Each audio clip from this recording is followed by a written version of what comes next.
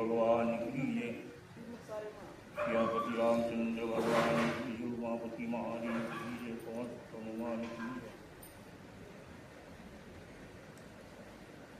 परम पिता परमात्मा की जय।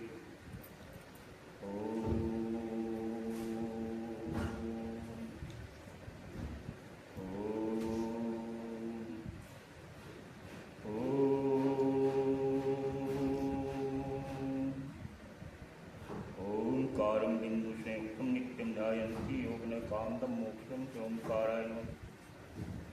गजाननं भूतगणादिसेवितं कपित्थजम्बूफलचारुभक्षणं वासं विनाशकारकं नमामि विघ्नेश्वरपादपूजनं। गुरु ब्रह्मा गुरु विष्णु गुरु देवो महेश्वरः। गुरु साक्षात् परब्रह्म तस्मै श्री गुरुवे नमः। वसुदेवसुतं देवकंसानुगुणं देवकी परमानन्दं वन्दे जगद्गुरुं। कर्पूरगौरं करुणावतारं संसारसारं भुजगेन्द्रहारं सदा वसन्तं हृदयविन्दे भवं भवानी सहितं नमामि। नमो शंकराय नमस्काराय शिवाय शिवनो संभवाय समोभाय पूरी शंकर भगवान की जय।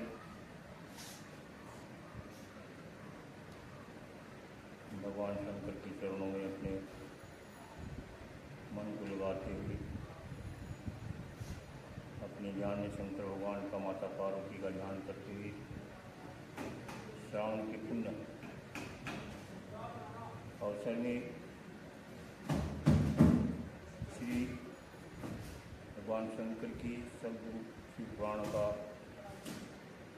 और सुनने का प्रयास करते हैं। भगवान शंकर सबके ऊपर कृपा करें। जिनको भगवान की कृपा प्राप्त हो उनको भगवान के गुणों का, भगवान के रूपों का, भगवान की लीलाओं का रसास्वादन करने का अवसर प्राप्त होता है। और भगवान शंकर की पुण्य चित्र को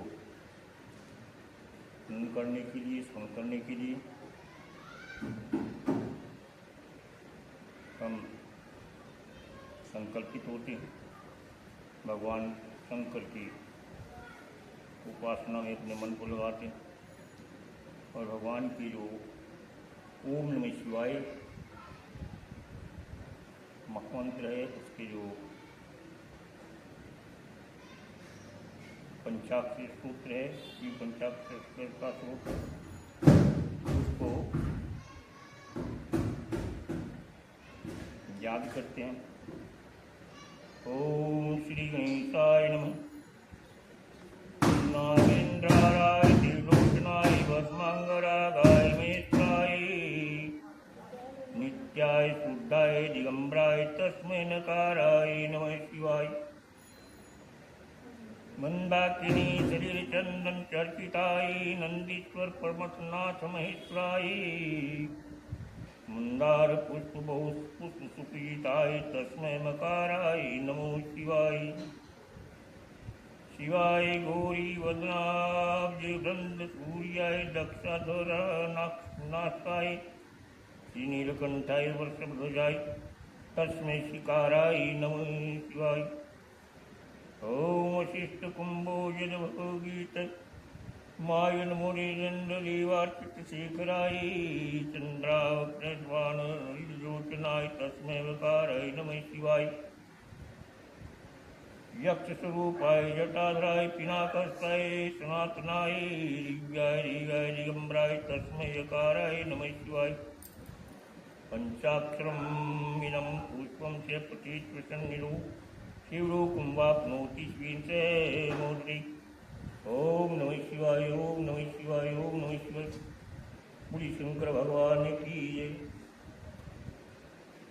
भगवान शंकर की पंचाक्षरी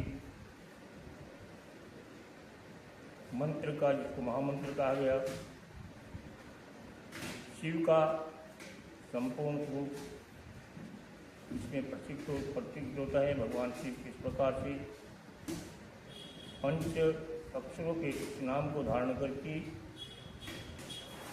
पंच भौतिक जो संसार है, 5 महाभूतों से बना हुआ, उनका सबका आधिपत्य करते भगवान अपने पंचाक्षरी स्वरूप में विद्यमान सब जगत का कल्याण करते हैं, जगत की रक्षा करते हैं।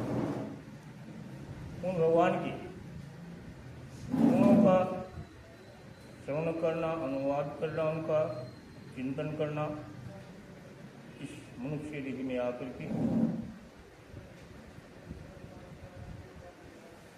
बहुत ही पुण्य को प्राप्त करने वाला है। इस मनुष्य देह की आवरण के चक्र से छुटाने वाला है। उन भगवान की लीलाओं का वर्णन करते हुए बड़े बड़े जो महर्षि हुए, ऋषि हुए, उन्होंने अपनी गुरु परंपरा में इस महाशिव पुराण का लोक में प्रचार किया और ये आज जो हमको प्राप्त हुआ है, ये इसी प्रकार से लोकाचार के अनुसार हमको भगवान शिव की सुंदर लीलामयी कथा को सुनने का अवसर प्राप्त हुआ। ओम भवादिमगनं दीनं मा समुद्रवर भवाणवाते क्रमराय गृहीतांगी दास्यं तव शंकरे। एक बार शौनक जी ने महाज्ञानेश्वर जी से पूछा कि सूर्य जी, आप संपूर्ण सिद्धांतों के ज्ञाता हैं, प्रभु विशेष रूप से सभी पुराणों की कथाओं का सार तो आप जानते हैं। इनसे ज्ञान और वैराग्य सहित भक्ति किस प्रकार प्राप्त होती है, विवेक की वृद्धि कैसे होती है तथा साधु पुरुष किस प्रकार से अपने काम, क्रोध आदि मानसिक विकारों का निवारण करते हैं। इस घोर कलिकाल में जीव प्राय आसुरी भाव को प्राप्त हो जाते हैं। उस जीवन समुदाय को शुद्ध दैवी संपत्ति से युक्त बनाने के लिए सबसे उत्तम क्या उपाय है, वो बताइए। आप इस समय में कोई ऐसा शाश्वत साधन बताइए जो कल्याणकारी हो, वस्तुओं में भी सबसे उत्कृष्ट हो, परम मंगलकारी हो, पवित्र करने वाला हो और उपायों में भी सर्वोत्तम पवित्र कारक उपाय हो। ये वह साधन ऐसा हो जिसके अनुष्ठान से शीघ्र अंतकरण की विशेष शुद्धि हो जाए। उसमें निर्मल चित्त वाले पुरुष को सदा के लिए शिव की प्राप्ति हो जाए, क्योंकि जीव का लक्ष्य और अंतिम प्राप्ति शिव की प्राप्ति है। जब तक शिव की प्राप्ति न हो तब तक ये जीव भटकता रहता है। ये सूर्य जी, इस जीव का भटकना सदा के लिए समाप्त हो जाए, ऐसा कोई उपाय बतलाइए। सूर्य जी कहते हैं कि मुनिश्रेष्ठ शौनक, आपने जगत कल्याण के लिए बड़ी अच्छी बात पूछी है, क्योंकि संतों के हृदय में ही दूसरे के हित की इच्छा की लालसा होती है। इसलिए मैं शुद्ध बुद्धि से विचार करके तुम्हें परम उत्तम शास्त्र का वर्णन करता हूँ, उसको ध्यान से सुनना। संपूर्ण शास्त्रों के सिद्धांत से संपन्न, भक्ति आदि को बढ़ाने वाला, भगवान शिव को संतुष्ट करने वाला, कानों के लिए रसायन, अमृत स्वरूप तथा दिव्य है। तुम उसको सुनो। वह परम उत्तम शास्त्र पुराण जिसका काल में भगवान शिव ने प्रवचन किया है, वह काल रूपी श्रम से प्राप्त होने वाले महान त्रास का विनाश करने वाला उत्तम साधन है।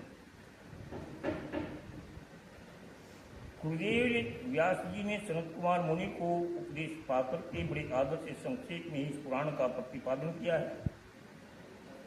इस पुराण के प्रणयन का उद्देश्य है कलयुग में उत्पन्न होने वाले मनुष्यों के परमहित का साधन। इसका उद्देश्य सिर्फ यही है कि जब मनुष्य भक्ति साधना से, कली के प्रभाव से, भक्ति आदि साधनों से दूर रहे तो इस पुराण के माध्यम से उसको पुनः भक्ति प्राप्त। ये उत्तम शास्त्र है। इस भूतल पर भगवान शिव का वांग्मय स्वरूप है। सब प्रकार से इसका सेवन करना चाहिए, पठन करना चाहिए, श्रवण करना चाहिए। इससे शिव भक्ति पाकर के श्रेष्ठतम स्थिति में पहुंचा हुआ मनुष्य शीघ्र ही शिव पद को प्राप्त कर लेता है। शिव की कृपा से उसको शिवलोक मिलता है। संपूर्ण यत्न करके मनुष्यों ने इस पुराण को पढ़ने की इच्छा की अथवा इसके अध्ययन को अविष्ट माना है।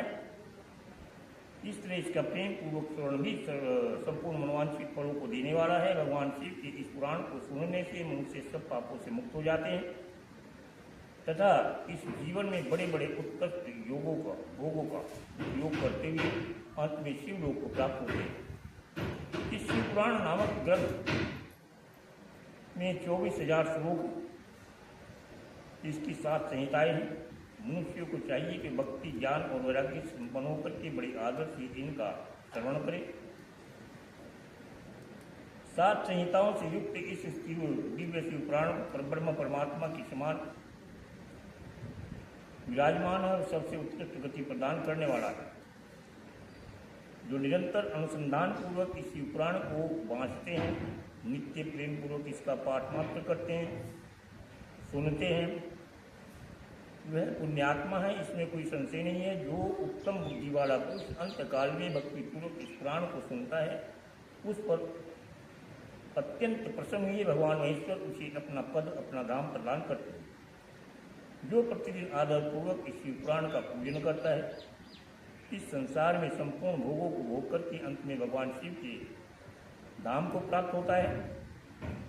जो प्रतिदिन आलस्य से दूर रह करके रेशमी वस्त्र आदि की वेस्टर्न शैली के रेशमी वस्त्र से इस शिव पुराण को ढक करके इसका सत्कार करता है, वह सदा सुखी होता है। यह शिव पुराण निर्मल तथा भगवान शिव का सर्वस्व है, जो यही लोक और परलोक में भी सुख का देने वाला है।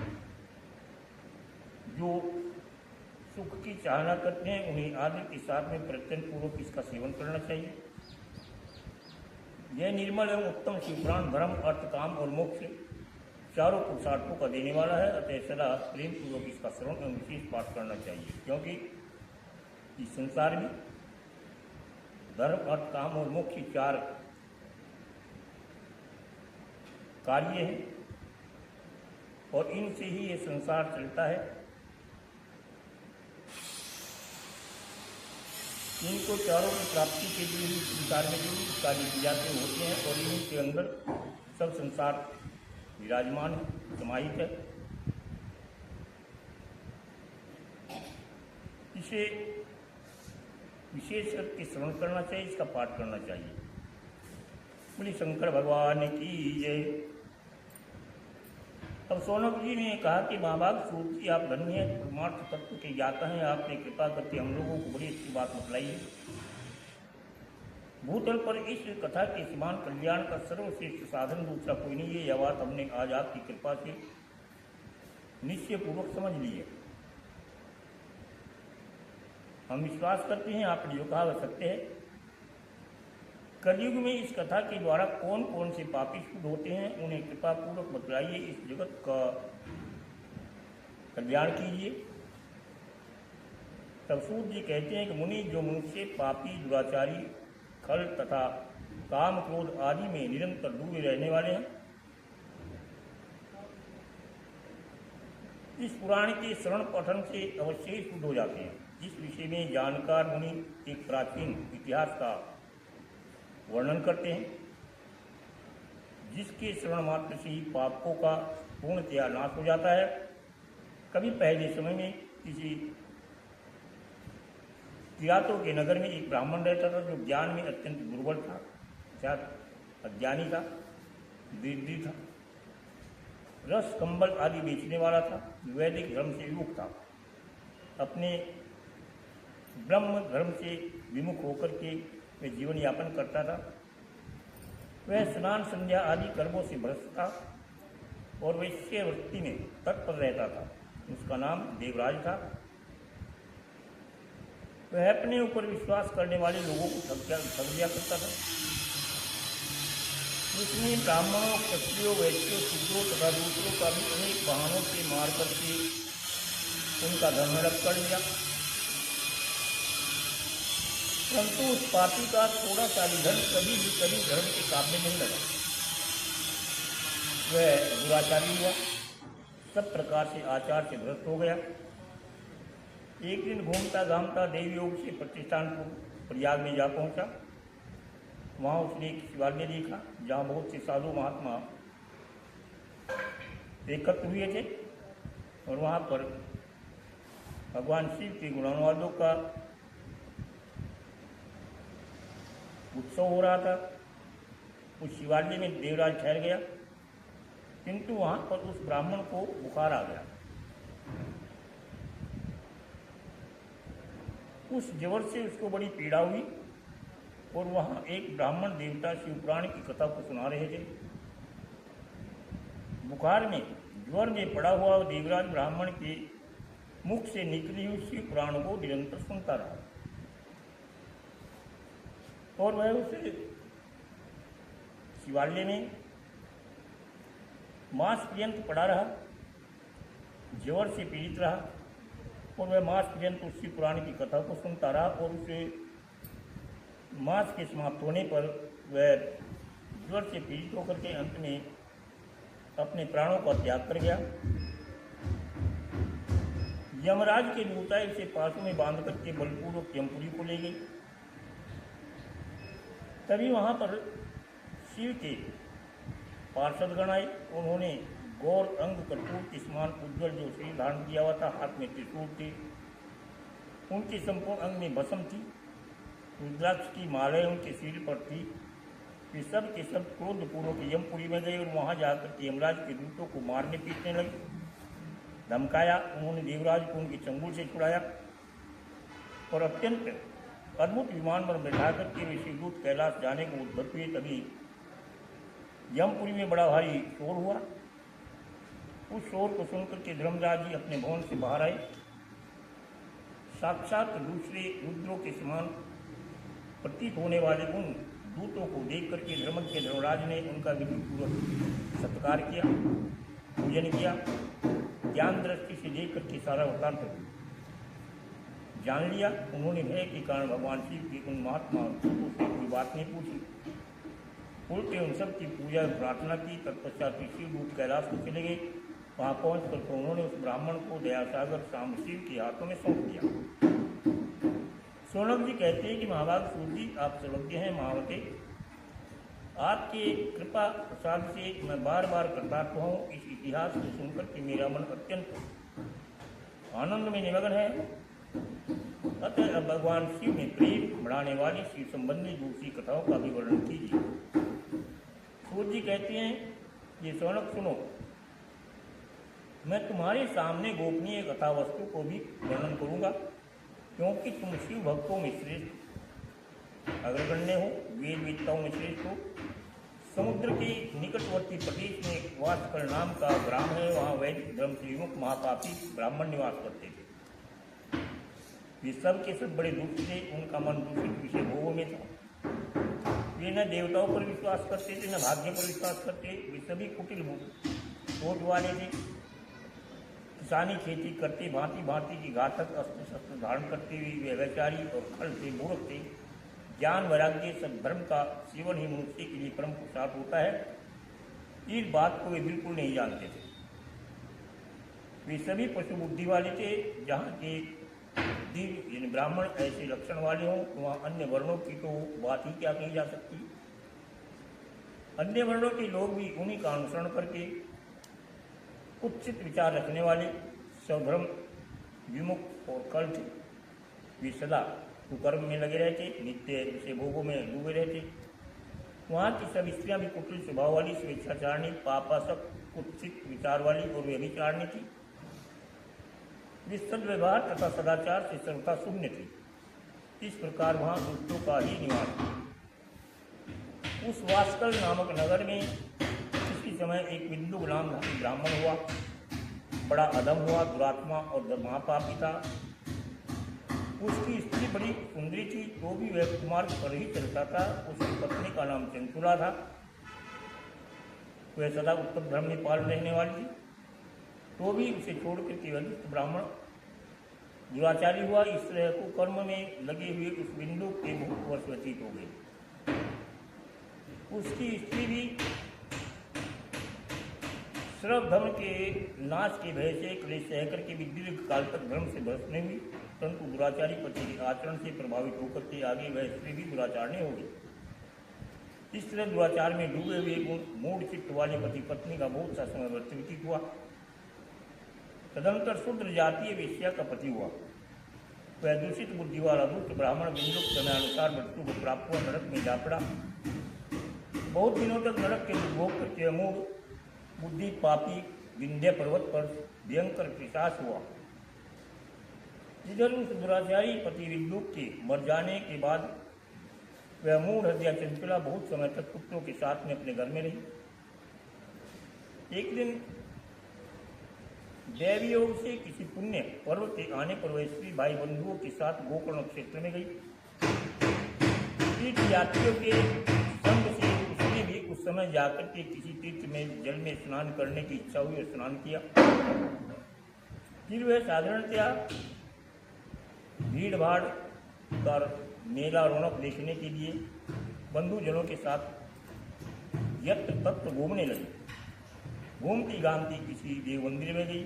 वहाँ उसने देवज्ञ ब्राह्मण के मुख से भगवान शिव की परम पवित्र मंगलकारिणी उत्तम पौराणिक कथा को सुना। कथावाचक ब्राह्मण कह रहे थे कि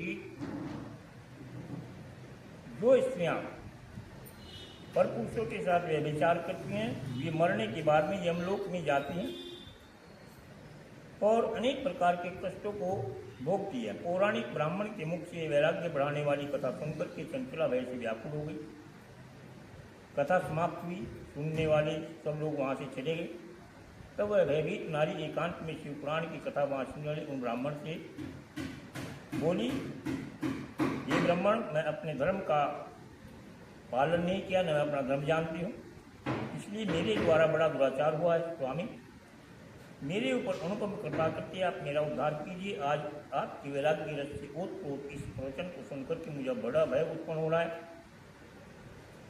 हृदय कांप उठता है। मुझे इस संसार से वैराग्य हो गया है। मुझ मूढ़ चित्त वाली पापनी का कार्य मैं सर्वथा निंदा के योग्य हूँ। कुछ विषयों में फंसी रही और अपने धर्म से विमुख हो गई।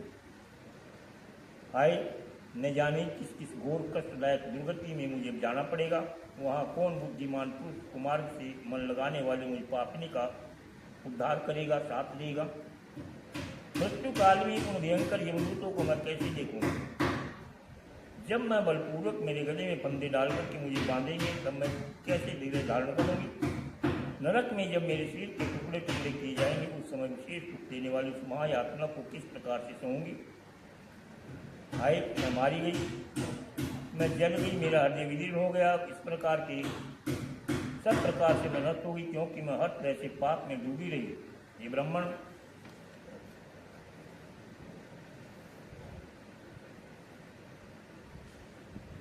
आप ही मेरे गुरु हैं, आप ही मेरे माता हैं, आप ही मेरे पिता हैं। आपकी शरण में हूँ। मुझ दीन अबला को आप ही उद्धार कीजिए, उद्धार कीजिए। सूर्य कहते हैं कि सोनक इस प्रकार से बड़े पश्चाताप के बाद खेद करते हुए वैराग्य से युक्त हुए चंचला ब्राह्मण देवता के दोनों चरणों में गिर पड़ी। तब उन बुद्धिमान ब्राह्मण ने कृपापूर्वक उसे उठाया और कहने लगे, ये नारी, सौभाग्य की बात है कि भगवान शंकर की कृपा से तुम्हें शिव पुराण की इस वैराग्य युक्त कथा को सुनने का अवसर मिला। तुम्हें समय रहते ज्ञान हुआ, चेतना हुई। ये ब्राह्मण पत्नी, तुम डरो मत, भगवान शिव की शरण में जाओ। शिव की कृपा से सारा पाप तत्काल नष्ट हो जाता है। मैं तुमसे भगवान शिव की कथा से युक्त उस परम वस्तु का वर्णन करूंगा जिससे तुम सदा सुख देने वाली उत्तम गति को प्राप्त करोगे। शिव की उत्तम कथा सुनने से तुम्हारी बुद्धि इसके पश्चाताप से युक्त और शुद्ध हो गई है। साथ ही तुम्हारे मन में विषयों के प्रति वैराग्य हो गया है। पश्चाताप ही पाप करने वाले पापियों के लिए सबसे बड़ा प्रायश्चित होता है। सत्पुरुषों ने सबके लिए पश्चाताप को ही समस्त पापों का शोधक बताया गया है। पश्चाताप से ही पापों की शुद्धि हो जाती है। जो पश्चाताप करता है वही वास्तव में पापों का प्रायश्चित कर लेता है, क्योंकि सत्पुरुषों ने समस्त पापों की शुद्धि के लिए जैसे प्रायश्चित का उपदेश किया है वैसे पश्चाताप से संपन्न हो जाता है।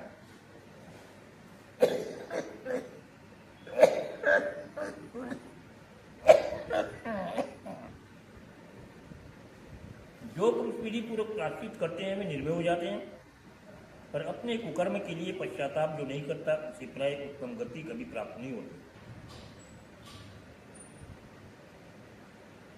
परंतु जिसे अपने कुकर्ते पर हार्दिक पश्चाताप हो जाता है वह अवश्य ही उत्तम गति का भागी हो जाता है, इसमें कोई संशय नहीं है। इस शिवपुराण की कथा सुनने से जैसी चित्त शुद्धि प्राप्त होती है वैसी दूसरी उपाय से नहीं होती। जिस प्रकार से दर्पण साफ करने पर वह निर्मल हो जाता है और उसमें साफ दिखाई देता है, उसी प्रकार से शिवपुराण की कथा से चित्त अत्यंत शुद्ध हो जाता है, इसमें कोई संशय नहीं है। मनुष्यों के शुद्ध चित्त में जगदम्बा पार्वती से भगवान शिव विराजमान रहते हैं, इससे यह विशुद्ध आत्मा पुरुष श्री शाम सदाशिव के पद को प्राप्त होता है। इस उत्तम कथा का श्रवण समस्त मनुष्यों के लिए कल्याणकारी है। अतः यथोचित शास्त्रोक्त मार्ग से इसकी आराधना अथवा सेवा करनी चाहिए। यह भवबंधन रूपी रोग का नाश करने वाले हैं। भगवान शिव की कथा को सुनकर के अपने हृदय से उसका मनन और निधि ध्यासन करना चाहिए। इससे पूर्णतया चित्त शुद्ध हो जाता है। चित्त शुद्धि होने से भगवान की भक्ति अपने दोनों पुत्रों ज्ञान और वैराग्य के साथ में निश्चय ही प्रकट हो जाती है।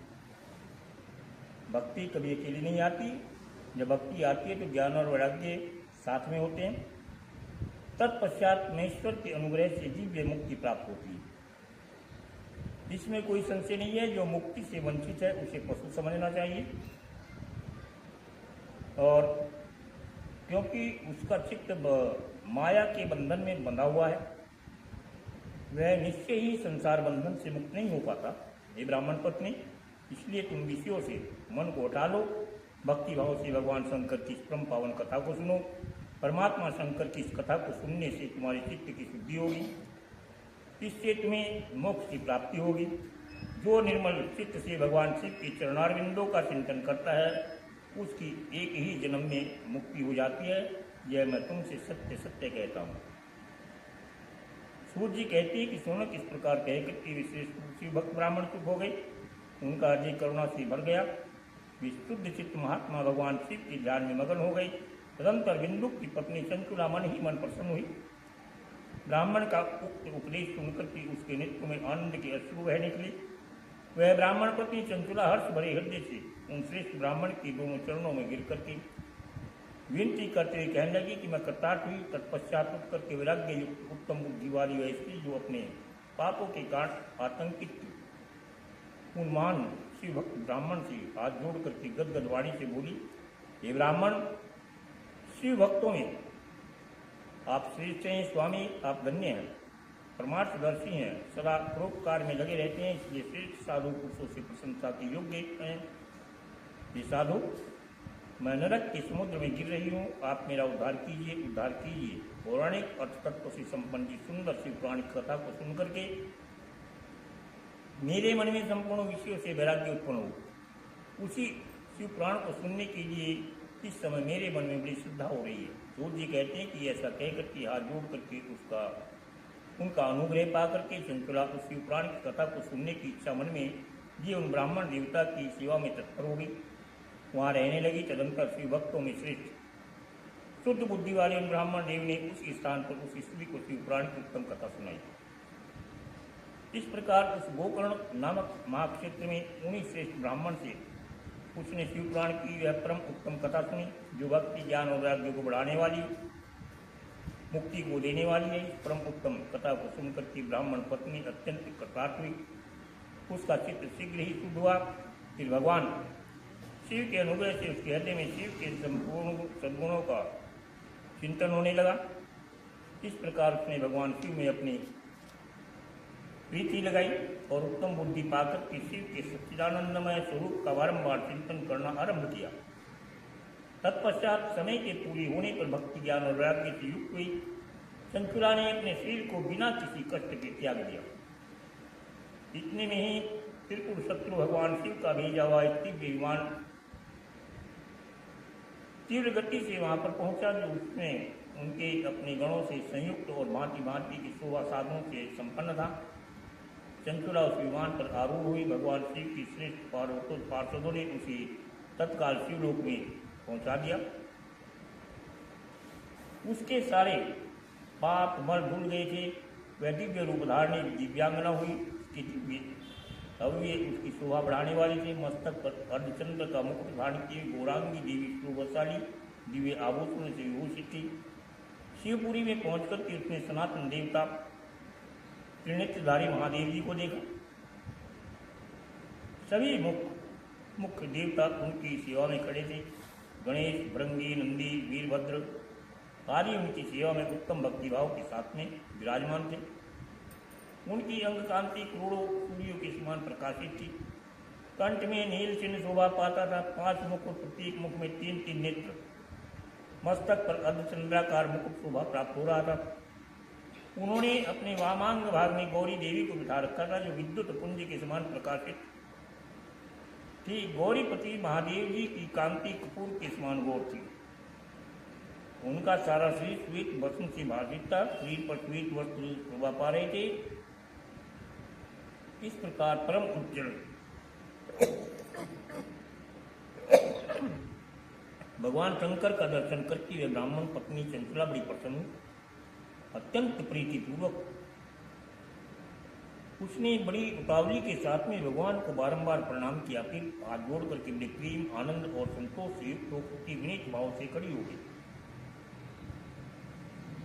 उसके नेत्रों से आनंदाश्रुओं की अविरत धारा बहने लगी तथा संपूर्ण शरीर में रोमांच हो गया। उस समय भगवती पार्वती भगवान शंकर ने उसे बड़ी करुणा के साथ अपने पास बुलाया और सौम्य दृष्टि से उसकी ओर देखा। पार्वती जी ने तो दिव्य रूप धारणी बिंदु प्रिया चंचला को प्रेम पूर्वक अपनी सखी बना लिया।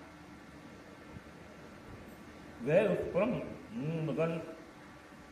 परमानंदगण ज्योति स्वरूप सनातन धाम में अविचल निवास पाकर की दिव्य सुख से संपन्न होकर के अक्षय सुख का अनुभव करने लगी। सूर्य कहते हैं कि सोनापुर एक दिन परमानंद में निमग्न हुई चंचला ने उमा देवी के पास जाकर के प्रणाम किया। दोनों हाथ जोड़ करके उनकी स्तुति करने लगी। हे गिरिराजनंदिनी, हे स्कंद माता उमे, मनुष्य में सदा आपका सब पूजन किया है। समस्त सुखों की देने वाली शंभु प्रिय आप ब्रह्म स्वरूपणी हैं। विष्णु और ब्रह्मा आदि देवताओं के द्वारा सेव्य है। आप ही सगुणा और निर्गुणा है तथा आप ही सूक्ष्मा सच्चिदानंद स्वरूपणी है, आद्या प्रकृति है। आप ही संसार की सृष्टि है, पालन और श्रृंगार करने वाली हैं। तीनों गुणों का आश्रय भी आप ही है। ब्रह्मा, विष्णु और महेश्वर इन तीनों देवताओं का आवास स्थान और उनकी उत्तम प्रतिष्ठा करने वाली पराशक्ति आप ही है। सूर्य कहते हैं कि सोनक जिसे सदगति प्राप्त हो चुकी थी, वह चंचला इस प्रकार महेश्वर पत्नी उमा की स्तुति करके सिर झुका करके चुपचाप खड़ी हो गई। उसके नेत्रों में प्रेम के अश्रु उमड़ आए। तब करुणा से भरी हुई शंकर प्रिया भक्त वत्सला पार्वती देवी ने चंचला को संबोधित करके बड़े प्रेम से इस प्रकार कहा, हे सखी, हे चंचला, हे सुंदरी, मैं तुम्हारी की हुई स्तुति से बड़ी प्रसन्न हूँ। बोलो क्या मांगती हो? तुम्हारे लिए मुझे कुछ भी अदय नहीं है। चंचला ने कहा, हे निष्पाप गिरिराज कुमारी, मेरे पति बिंदु इस समय कहाँ है? उनकी कैसी गति हुई है यह मैं नहीं जानती। कल्याण में दीनवत्सले, मैं अपने उन पतिदेव से जिस प्रकार संयुक्त हो सकूं वैसा ही उपाय कीजिए। हे महेश्वरी, हे महादेवी, मेरे पति एक शूद्र जातीय वेश्या के प्रति आसक्त थे और पाप में ही डूबे रहते थे। उनकी मृत्यु मुझसे पहले हो गई थी, न जाने किस गति को प्राप्त हुई। गिरिजा बोली, हे पुत्री, तुम्हारा बिंदु नाम वाला पति बड़ा पापी था। उसका अंतकरण बड़ा ही दूषित था। वेश्या का उपभोग करने वाला महामूढ़ मरने के बाद नरक में पड़ा। अगणित वर्षों तक नरक में नाना प्रकार के दुख भोग करके वह पापात्मा अपने शेष पाप को भोगने के लिए विंध्य पर्वत पर पिशाच बना हुआ है। इस समय वह पिशाच अवस्था में ही है और नाना प्रकार के क्लेश पा रहा है। वह दुष्ट वही वायु पी करके रहता है, सदा सब प्रकार से कष्ट को सहता है।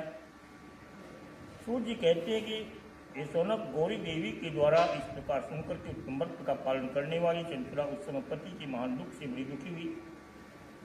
फिर मन को स्थिर करके उस ब्राह्मण पत्नी ने व्यथित हृदय से महेश्वरी को प्रणाम किया और कहा, हे महेश्वरी, हे महादेवी, मुझ पर कृपा कीजिए, दूषित कार्य करने वाले मेरे दुष्ट पति का उद्धार कीजिए।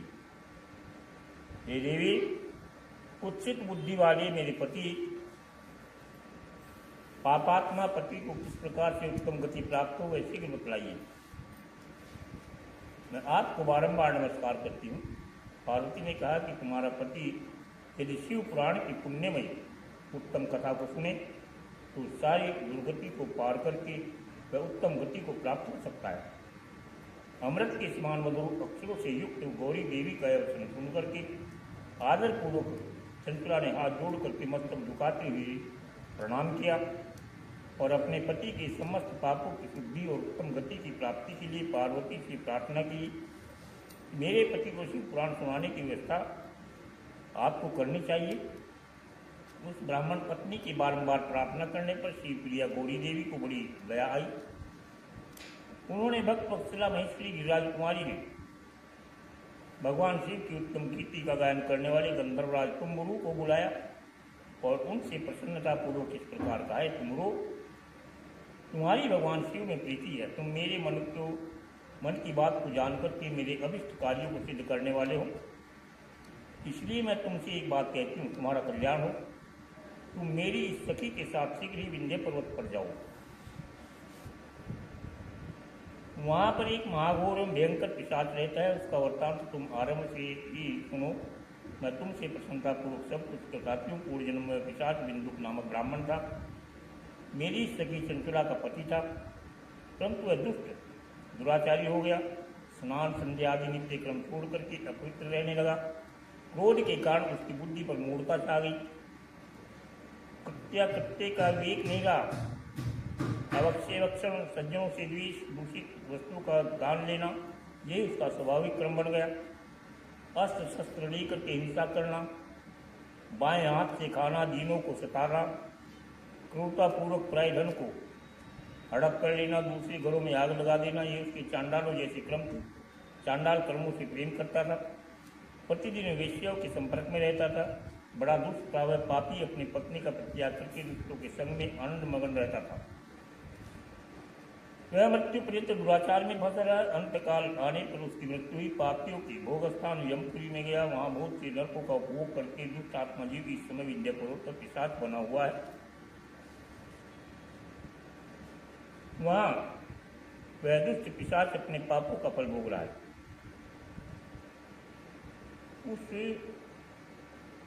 तुम उसके पास जाकर के चंद्रपुर शिव पुराण की उस दिव्य कथा का प्रवचन करो, जो परम पुण्यमयी तथा समस्त पापों का नाश करने वाली शिव पुराण की कथा का श्रवण सबसे उत्कृष्ट पुण्य को देने वाला है। उससे उसका हृदय शीघ्र ही समस्त पापों से शुद्ध हो जाएगा और वह प्रेत योनि का परित्याग कर देगा। इस दुर्गति से मुक्त होने पर बिंदुक नामक पिशाच को मेरी आज्ञा से विमान पर बैठला करके भगवान शिव के समीप ले आना। रोज जी कहते हैं कि सोनक महेश्वरी उमा की इस प्रकार आदेश को पाकर के गंधर्वराज तंबरू मन में बड़े प्रसन्न हुए। भगवान उन्होंने अपने भाग्य की सराहना की।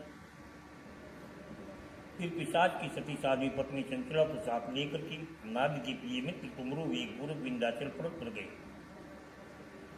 जहाँ वह पिशाच रहता था। उन्होंने उस पिशाच को देखा। उसका शरीर विशाल था, ठोड़ी बहुत बड़ी थी। वह कभी हंसता, कभी रोता, कभी उछलता। उसकी आकृति बड़ी विकराल थी।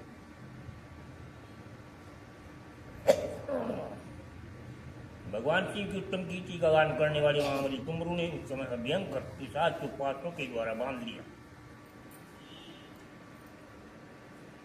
फिर तुमरू ने शिव पुराण की कथा बांटने का निश्चय किया। महोत्सव युक्त स्थान और मंडप आदि की रचना की गई।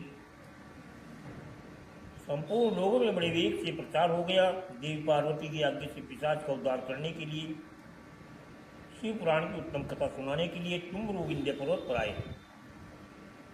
फिर तो उस कथा को सुनने के लिए देवर्षि भी शीघ्र ही वहां जा पहुंचे। आनंदपूर्वक शिव पुराण सुनने के लिए आए हुए लोगों का उस पर्वत पर बड़ा अद्भुत और कल्याणकारी समाज जुट गया।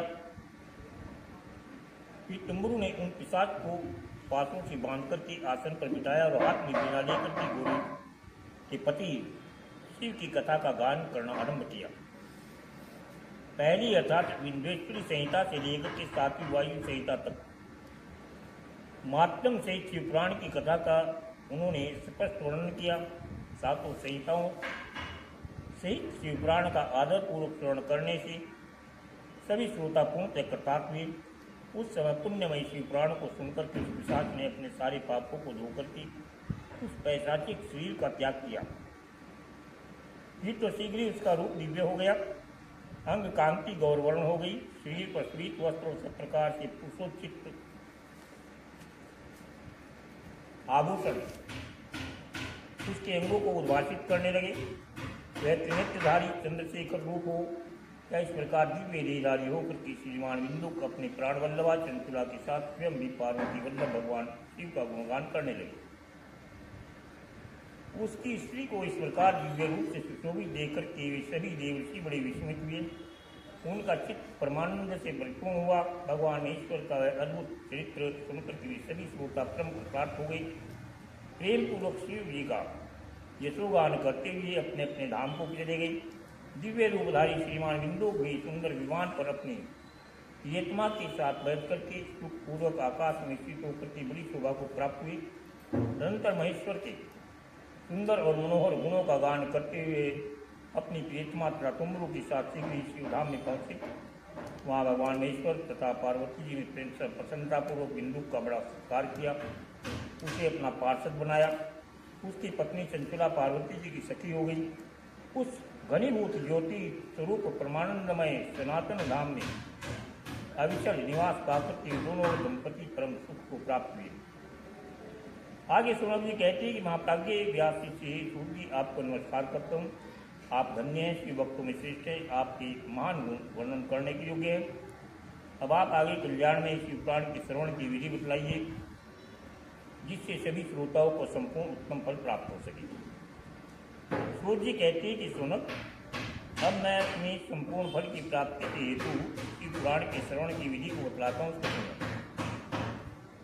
पहले किसी ज्योतिष को बुला करके दान मान से संतुष्ट करके अपने सहयोगी लोगों के साथ बैठ करके बिना किसी विघ्न बाधा की कथा की समाप्ति होने के उद्देश्य से शुद्ध मुहूर्त का अनुसंधान कराएं और इतन पूर्वक देश देश में स्थान स्थान पर यह संदेश भेजे कि हमारे यहाँ शिवपुराण की कथा होने वाली है। ये अगर अपने घर में कथा का आयोजन करें तो उसका नियम है, इसका मुहूर्त निकलवाएं अच्छी तरह से, जिसमें बीच में कोई बाधा न हो, सुंदर मुहूर्त हो, और उसका प्रचार करें। अपने कल्याण की इच्छा रखने वाले लोगों को उसे सुनने के लिए अवश्य ही पधारना चाहिए। कुछ लोग भगवान श्रीहरि की कथा से बहुत दूर पड़ जाते हैं। कितने ही स्त्री शूद्र आदि भगवान शंकर की कथा कीर्तन से वंचित रह जाते हैं। उन सबको भी सूचना हो जाए, ऐसा प्रबंध करना चाहिए कि देश देश में जो भगवान शिव के भक्तों का शिव कथा के कीर्तन और श्रवण के लिए उत्सुक हों, उन सबको आदरपूर्वक बुलवाना चाहिए। आए हुए लोगों का सब प्रकार से आदर सत्कार करना चाहिए। शिव मंदिर में, तीर्थ में, वन प्रांत में अथवा घर में शिव पुराण की कथा सुनने के लिए उत्तम स्थान का निर्माण करना चाहिए। केले के खंभों से सुशोभित एक ऊंचा कथा का मंडप बनाएं, उसे सब ओर से फल पुष्प आदि तथा सुंदर चंदोई से अलंकृत करके सजाएं। चारों ओर ध्वजा पताका लगाकर के तरह तरह के सामानों से सजा करके सुंदर शोभा को से संपन्न करें। भगवान शिव के प्रति सब प्रकार से उत्तम भक्ति करनी चाहिए। वही सब तरह से आनंद का विधान करने वाली परमात्मा भगवान शंकर के लिए दिव्य आसन का निर्माण करें तथा कथावाचक के लिए भी एक ऐसा दिव्य आसन बनाएं जो उनके लिए सुख का देने वाला हो। नियम पूर्वक कथा सुनने वाले श्रोताओं के लिए भी यथा योग्य सुंदर स्थानों की व्यवस्था होनी चाहिए।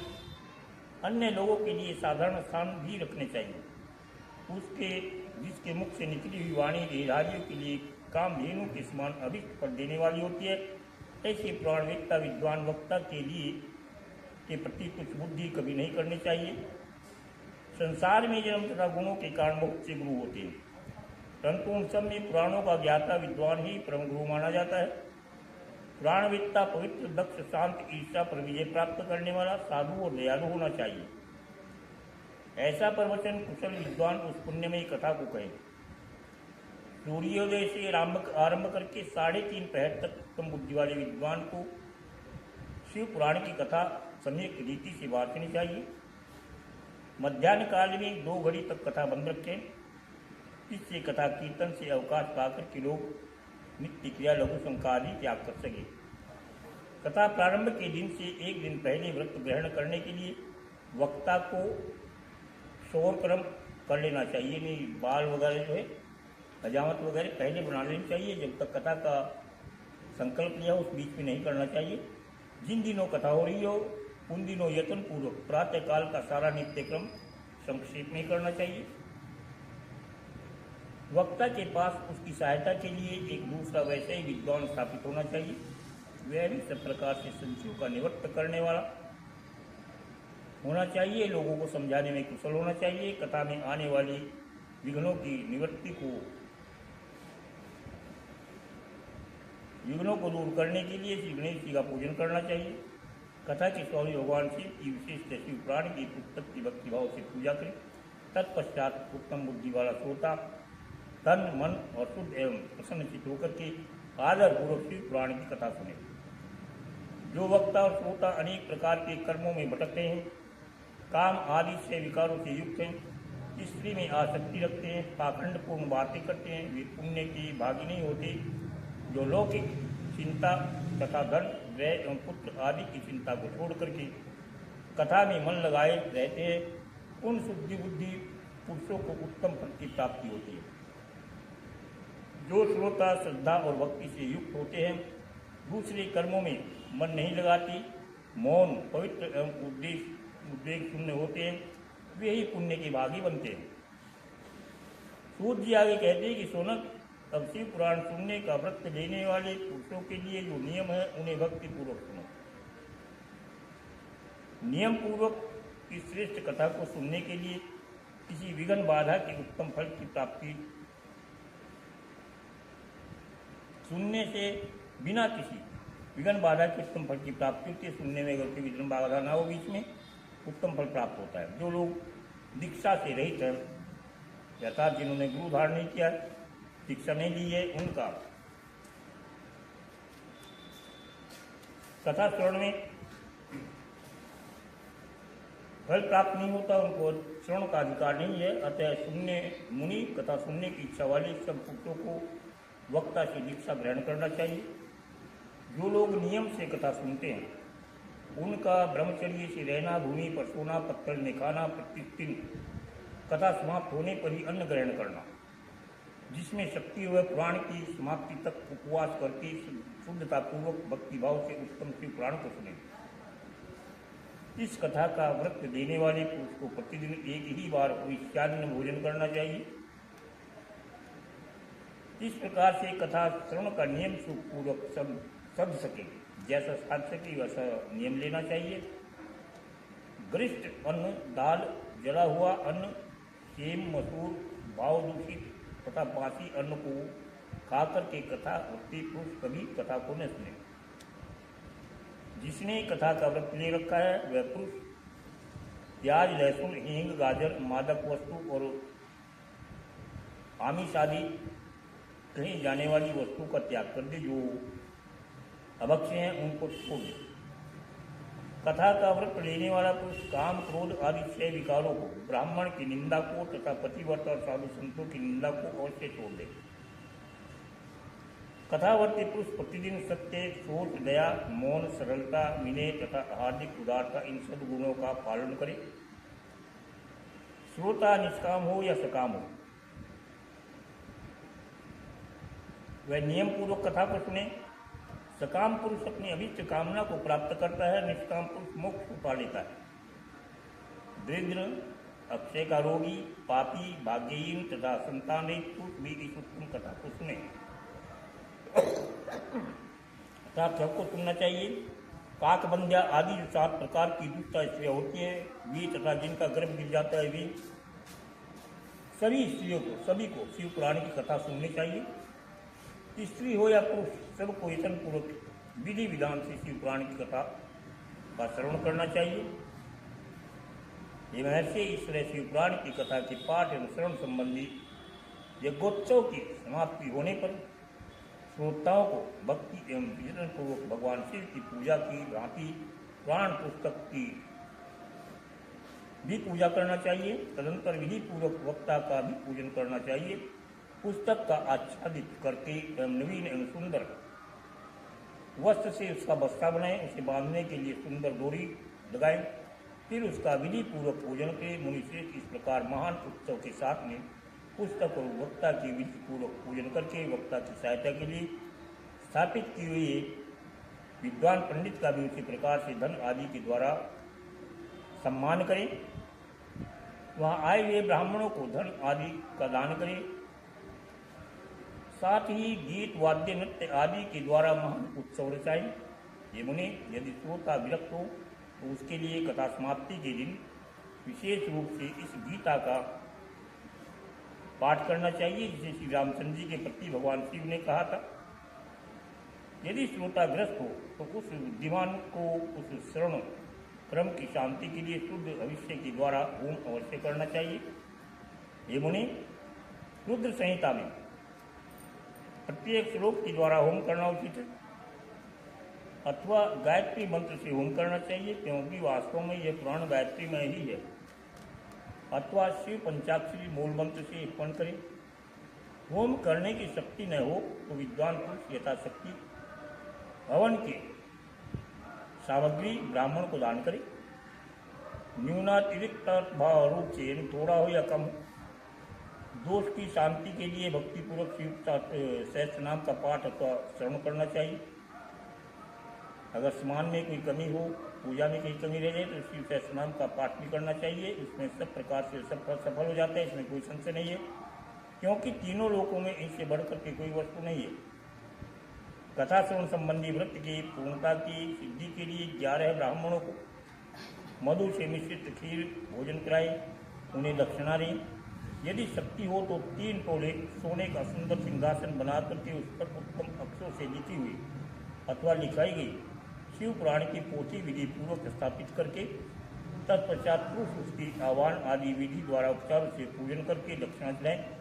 फिर जितेंद्रिय आचार्य का वस्त्र आभूषण और गंध आदि से पूजन करके दक्षिणा सहित उस पुस्तक का उन्हें समर्पित करें। उत्तम बुद्धि वाला श्रोता इस प्रकार भगवान शिव के संतोष के लिए पुस्तक का दान करें। सोनक इस प्रकार से पुराण के इस दान के प्रभाव से भगवान शिव का अनुग्रह पाकर के पुरुष भवबंधन से मुक्त हो जाते हैं। इस तरह विधि पूर्वक विधान का पालन करने पर संपन्न शिव पुराण संपूर्ण फल को देने वाला तथा भोग और मोक्ष का देने वाला होता है। ये मुने शिव पुराण का ये सारा महत्व है जो संपूर्ण अभिष्ट को देने वाला है, मैंने तुमको सुनाया है। अब और क्या सुनना चाहते हो? श्रीमान शिव पुराण समस्त पुराणों के भाल का तिलक माना गया है। यह भगवान शिव को अत्यंत प्रिय, रमणीय तथा भवरोग का निवारण करने वाला है। जो सदा भगवान शिव का ध्यान करते हैं, जिनकी वाणी शिव के गुणों की स्तुति करती है, जिसके दोनों कान उनकी कथा को सुनते हैं, उस जीव जगत में उन्हीं का जन्म सफल होता है। वे निश्चय ही संसार सागर से सब पार हो जाते हैं। भिन्न भिन्न प्रकार के समस्त गुण जिनके सच्चिदानंदमय स्वरूप का कभी स्पर्श नहीं कर सकते, जो अपनी महिमा से जगत के बाहर और भीतर भासमान है, तथा जो मन के बाहर और भीतर वाणी एवं मनोवत के रूप में प्रकाशित होते हैं, उन अनंत आनंद घन स्वरूप ब्रह्म शिव की मैं शरण लेता हूँ। बोलिए शंकर भगवान की जय।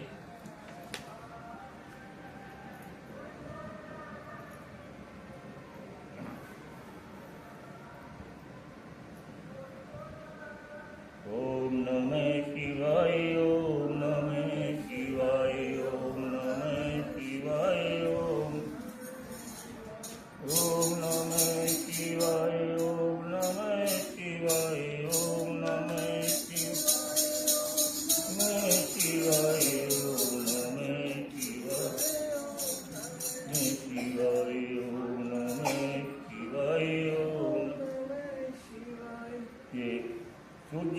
सौनकादि ऋषियों को शिव पुराण का महात्म पाठ को सुनने की विधि और इसकी विशेषता बतलाई है। आगे इसकी विद्वेषी संहिता का प्रारंभ होती है,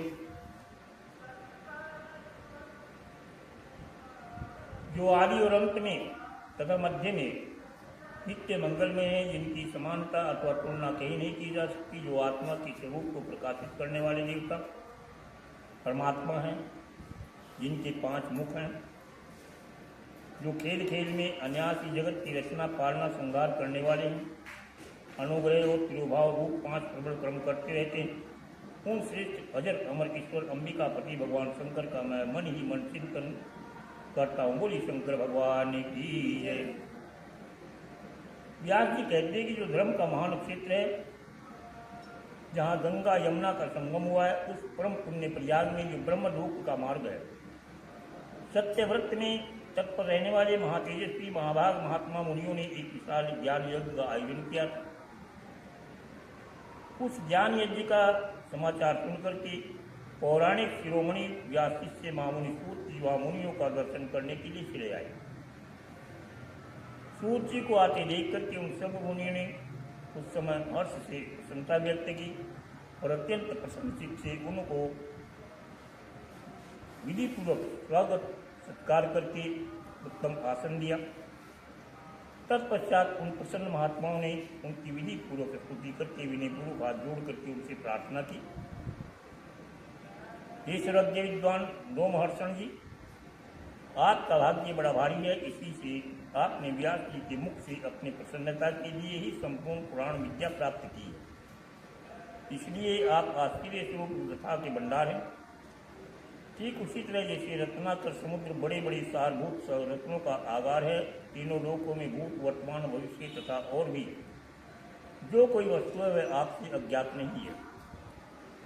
आप हमारे सौभाग्य से इस यज्ञ का दर्शन करने के लिए यहाँ पधारे और इसी व्याज से हमारा कुछ कल्याण करने वाले हैं, क्योंकि आपका आगमन कभी निरर्थक नहीं होता। जहाँ आपके चरण पड़ते हैं वहाँ पर कल्याण ही होता है। हमने पहले भी आपसे सुभाषु तत्व का पूरा पूरा वर्णन सुना है, किंतु उससे तृप्ति नहीं हुई। हमें उसे सुनने की बारंबार इच्छा होती रहती है। उत्तम बुद्धि वाले सूर्य जी, इस समय हमें एक ही बात सुननी है। यदि आपका अनुग्रह हो तो गोपनीय होने पर भी आप विषय का वर्णन करें। घोर कलयुग आने पर मनुष्य पुण्य कर्म से दूर रहते हैं, दुराचार से फंस जाते हैं और सब के सब सत्य भाषण से मुंह मोड़ लेते हैं, दूसरों की निंदा में तत्पर रहते हैं, पराय धन को हड़पने की इच्छा रखते हैं, उनका मन पराई स्त्रियों से आसक्त रहता है, वे दूसरे के प्राणियों की हिंसा करते रहते हैं, अपने शरीर को ही आत्मा समझते हैं, मूढ़ नास्तिक पशु बुद्धि रखने वाले होते हैं, माता पिता से द्वेष रखते हैं, ब्राह्मण लोक रूपी ग्राहक के ग्लास बन जाते हैं, वेद बेचकर के अपनी जीविका चलाएंगे, धन का उपार्जन करेंगे, विद्या का अभ्यास धन के उपार्जन के लिए ही करेंगे और मद से मोहित रहेंगे, अपनी जाति की क्रम छोड़ देंगे, प्राय दूसरों को ठगेंगे, तीनों काल की संध्योपासना से दूर रहेंगे, ब्रह्म ज्ञान से शून्य हो जाएंगे, समस्त सत्य भी स्वधर्म का त्याग करने वाले होंगे,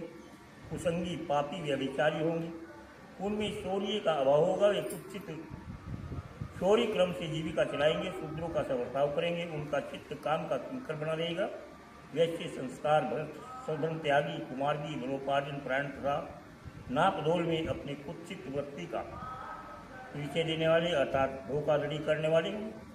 इसी तरह शूद्र भी ब्राह्मणों के आचार में तत्पर होकर के उनकी आकृति उज्ज्वल होगी, अर्थात वे अपना क्रम छोड़ करके उज्ज्वल वेशभूषा से भूषित होंगे और व्यर्थ ही घूमेंगे। वे स्वभावतः ही अपने धर्म का त्याग करने वाले होंगे, उनके विचार धर्म के प्रतिकूल होंगे, वे कुटिल और दिव्य के निंदक होंगे। यदि धनी हुए तो कुकर्म में लग जाएंगे, विद्वान हुए तो वाद विवाद करने लगेंगे, अपने को कुलीन मानकर के चारों वर्णों के साथ में वैवाहिक संबंध बनाने की चेष्टा करेंगे, समस्त वर्णों को अपने संपर्क से भ्रष्ट करेंगे, वे लोग अपनी अधिकार सीमा से बाहर जाकर के द्विजोचित सत्यक्रम का अनुष्ठान करने वाले होंगे। कलयुग की स्त्रियां प्राय सदाचार से भ्रष्ट और पति का अपमान करने वाली होंगी। सास ससुर से द्रोह करेंगी, किसी से भय नहीं मानेंगी, मलिन भोजन करेंगी, कुत्सित हाव भाव में तत्पर होंगी। उनका शील भाव बहुत बुरा होगा और वे अपने पति की सेवा से सदा विमुख रहेंगे। ये सोचिए, इस तरह जिसकी बुद्धि नष्ट हो गई है, जिन्होंने अपने धर्म का त्याग कर दिया है, ऐसे लोगों को यही लोक परलोक में उत्तम गति कैसे प्राप्त होगी। इसी चिंता से हमारा मन सदा व्याकुल रहता है। परोपकार के समान दूसरा कोई धर्म नहीं है। अतः जिस छोटे से उपाय से इन सब के पापों का तत्काल नाश हो जाए, उसे इस समय कृपापूर्वक आप बतलाइए, क्योंकि आप समस्त सिद्धांतों के ज्ञाता हैं।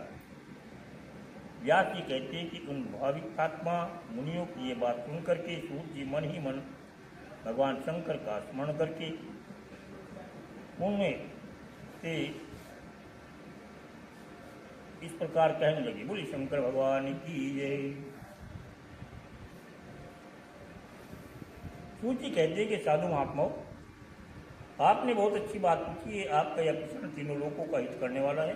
मैं गुरुदेव व्यास जी का स्मरण करके आप लोगों के स्नेह व इस विषय का वर्णन करूंगा। आप आदरपूर्वक सुने।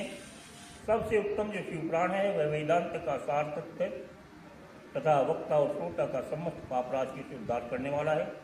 इतना ही नहीं, यह परलोक में परमार्थ वस्तुओं को देने वाला है। कली की कलमश राशि का विनाश करने वाला है। उसमें भगवान शिव के उत्तम यश का वर्णन है। ब्राह्मणों, हे ब्राह्मणों, धर्म अर्थ काम और मोक्ष का देने वाला है। इन चारों पुरुषार्थों को यह सदा देने वाला है। यह पुराण सदा ही अपने प्रभाव की दृष्टि से बुद्धि या विस्तार को प्राप्त होता है। ये विप्रो उस सर्वोत्तम शिव पुराण के अध्ययन मात्र से ही कलयुग के पाप शत्रु जीव श्रेष्ठतम गति को प्राप्त हो जाते हैं। कलयुग के महान उत्पात तभी तक जगत में निर्भर होकर के विचरते हैं जब तक शिव पुराण का उदय नहीं होता। इसे वेद के तुल्य माना गया है। यह वेद कल्प पुराण का सबसे पहले भगवान शिव ने ही प्रणयन किया था। विंध्येश्वरी संहिता, रुद्र संहिता, विनायक संहिता, उमा संहिता, मातृ संहिता, एकादश रुद्र संहिता, कैलाश संहिता, शतरुद्र संहिता, कोटि रुद्र संहिता, सहस्त्र कोटि रुद्र संहिता और वायव्य संहिता तथा धर्म संहिता, इस प्रकार पुराण की 72 वेद या खंड थे। ये 12 संहिताएं अत्यंत पुण्यमयी मानी गई हैं। ब्राह्मणों, अब मैं उनके श्लोकों की संख्या बताता हूँ, तो सुनो आप लोग यह सब आदरपूर्वक सुने। विंध्येश्वरी संहिता में 10,000 श्लोक है। रुद्र संहिता, विनायक संहिता, उमा संहिता और मातृ संहिता में प्रत्येक में 8,000 श्लोक। ये ब्राह्मणों, एकादश रुद्र संहिता में 13,000, कैलाश संहिता में 6,000, शतरुद्र संहिता में 3,000, कोटि रुद्र संहिता में 9,000, सहस्त्र कोटि संहिता में 11,000, वायव्य संहिता में 4,000 तथा धर्म संहिता में 12,000 श्लोक। इस प्रकार मूल शिव पुराण के श्लोक संख्या 1,00,000 है। परंतु व्यास जी ने इसे 24,000 श्लोकों से संक्षिप्त कर दिया है। पुराणों की क्रम संख्या के विचार से शिव पुराण का स्थान होता है। इसमें 7 संहिताएं हैं। पहले समय भगवान शिव ने श्लोक संख्या की दृष्टि से इसे 100 करोड़ श्लोकों का बनाया था। सृष्टि के आदि में निर्मित हुआ यह पुराण साहित्य अत्यंत विस्तृत था। फिर द्वापर आदि युगों में द्वैपायन, व्यास आदि महर्षियों ने जब पुराण का 18 भागों में विभाजन किया, उस समय संपूर्ण पुराणों का संक्षिप्त रूप केवल 4 लाख श्लोक का ही रह गया। उस समय उन्होंने शिव पुराण का 24,000 श्लोक में प्रतिपादन किया। वही इसके श्लोकों की संख्या है। यह वेद के लिए पुराण 7 संहिताओं में बटा हुआ है। इसकी पहली संहिता का नाम विंध्येश्वरी संहिता है। दूसरी रुद्र संहिता समझनी चाहिए। तीसरी शतरुद्र संहिता, चौथी कोटि रुद्र संहिता और 5वीं का उमा संहिता, 6वीं का कैलाश संहिता और 7वीं का नाम वायव्य संहिता है। इस प्रकार ये 7 संहिताएं मानी गई हैं। इन 7 संहिताओं से युक्त दिव्य शिव पुराण वेद के तुल्य, प्रमाणिक और सबसे उत्कृष्ट गति को प्रदान करने वाला है। यह निर्मल शिव पुराण भगवान शिव के द्वारा ही प्रतिपादित है। इसे शिव शिरोमणि भगवान व्यास ने संक्षेप से संकलित किया है। यह समस्त जीव समुदाय के लिए उपकारक है। त्रिविध तापों का नाश करने वाला है। तुलना से रहित है एवं सत्पुरुषों का कल्याण प्रदान करने वाला है। इसमें वेदांत विज्ञान समय प्रधान तथा निष्कपट धर्म का प्रतिपादन किया गया है। यह पुराण ईर्ष्या रहित अंतकरण वाली विद्वानों के लिए जानने की वस्तु है। इसमें श्रेष्ठ मंत्र समूहों का संकलन किया गया है। धर्म, अर्थ और काम इस त्रिवर्ग की प्राप्ति के साधन का भी वर्णन है। यह उत्तम शिव पुराण समस्त पुराणों में श्रेष्ठ है। वेद वेदांत में वेद स्वरूप से विलसित परम वस्तु परमात्मा का इसमें गान किया गया है। जो बड़े आदर से इसे पढ़ते हैं, सुनते हैं, तो भगवान शिव को प्रिय होकर के परम गति को प्राप्त कर लेते हैं। बोली शंकर भगवान की। ओम नमः